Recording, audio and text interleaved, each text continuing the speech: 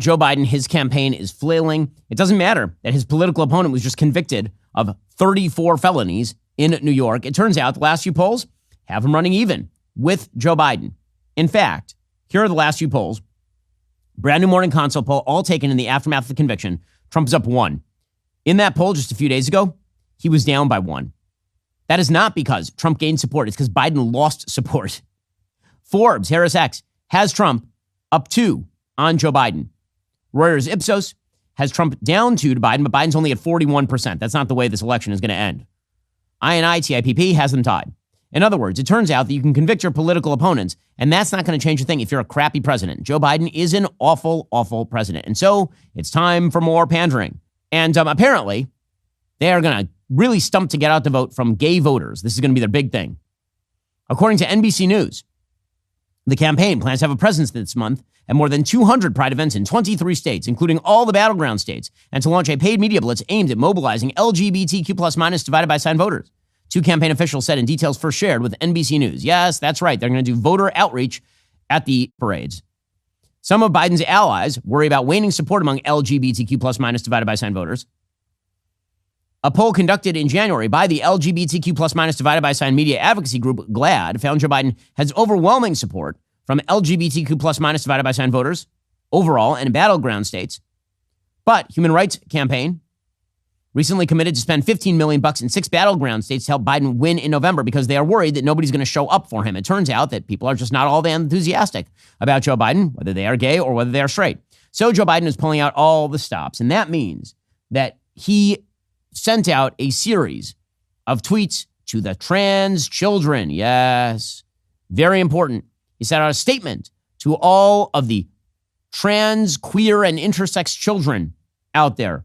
He says to the entire LGBTQI plus community, and especially transgender children, please know your president and my entire administration have your back. We see you for who you are, made in the image of God and deserving of dignity, respect, and support. Again, there's nothing more insulting than Joe Biden citing the book of Genesis for the idea that boys are born in girls' bodies.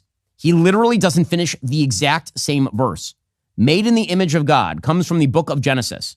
The ending of that verse is God made man in his image. In man's image, God made him. Male and female, he made them. That's literally the end of the verse.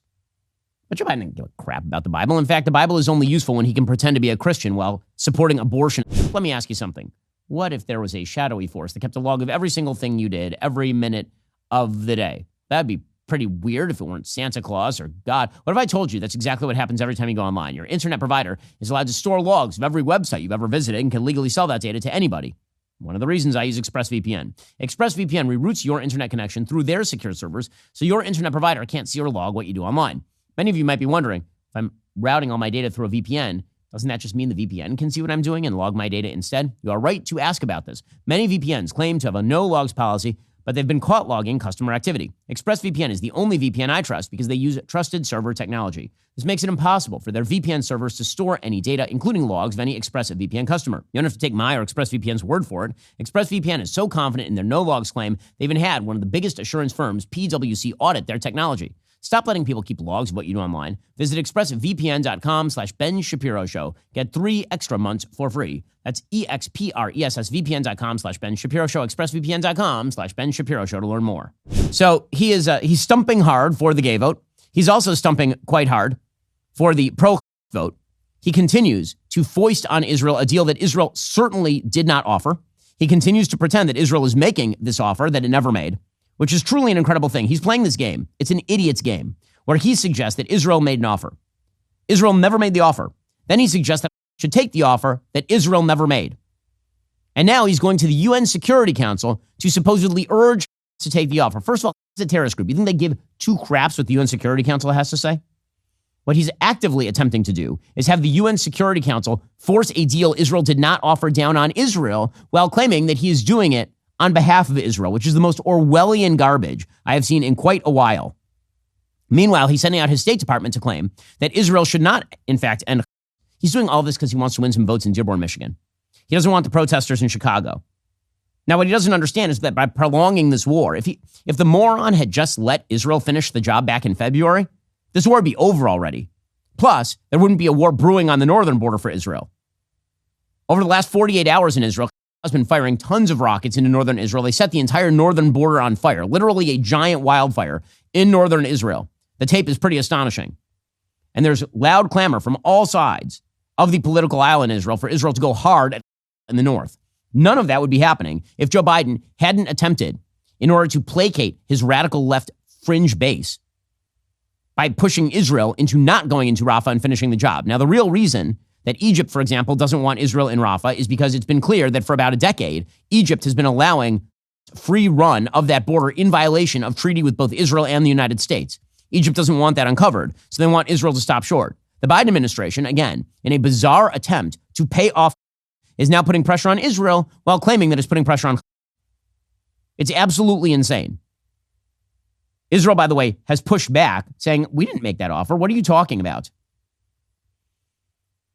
Secretary of State Antony Blinken spoke to the Defense Minister Yoav Gallant and War Cabinet Minister Benny Gantz on Sunday to discuss that latest hostage deal. Notice he's calling everybody who's sort of opposed to Netanyahu in Israel, because all the Biden administration really wants is to get rid of Netanyahu, believing that somehow if they do that, they're going to earn back the love of the pro-Hamas voters.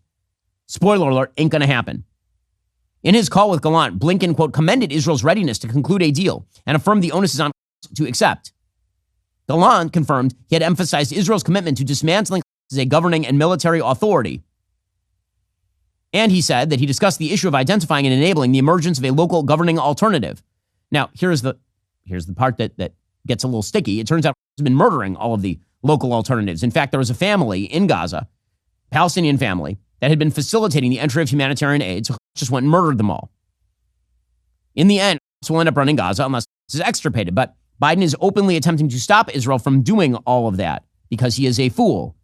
Joe Biden's base is that ridiculous convocation of protesters, the pro-Palestinian protesters and the queer trans protesters all facing off in Philadelphia. That is Joe Biden's base. That's what the DNC floor apparently now looks like. Here's the State Department spokesperson, Ned Price, declaring that total victory is not possible for Israel and they should stop pursuing it. Well, we know that it's not possible for Joe Biden or any other apparent administration in the United States for quite a while, except for Donald Trump, who actually was able to achieve total victory against, for example, ISIS. But in any case, here is the State Department saying total victory is no longer a goal. The point that the president made in his remarks on Friday that you've seen the secretary say a few times is that endless conflict in Gaza in pursuit of some idea of total victory is not going to make Israel safer. We agree with Israel that cannot run Gaza. We agree with Israel on Israel's right and Israel's obligation to pursue for the terrorist attacks of October 7th. But an endless conflict without a political plan forward is just going to leave Israel bogged down in Gaza. There's literally no political plan forward that the Biden administration has put forward that does not include. All of them include. In fact, the plans so far they've put forward include the formation of a Palestinian Authority government where gets to approve the membership. That was reported by the Wall Street Journal just a few weeks ago. Again, Joe Biden, terrible at the president thing, setting the entire world on fire. This is what this pathetic specimen does. Are you tired of the lies and the twists of the mainstream media talking points? Yeah, me too. Join me in my newest series, Fact, where I dismantle and bring truth to this tiring mainstream agenda.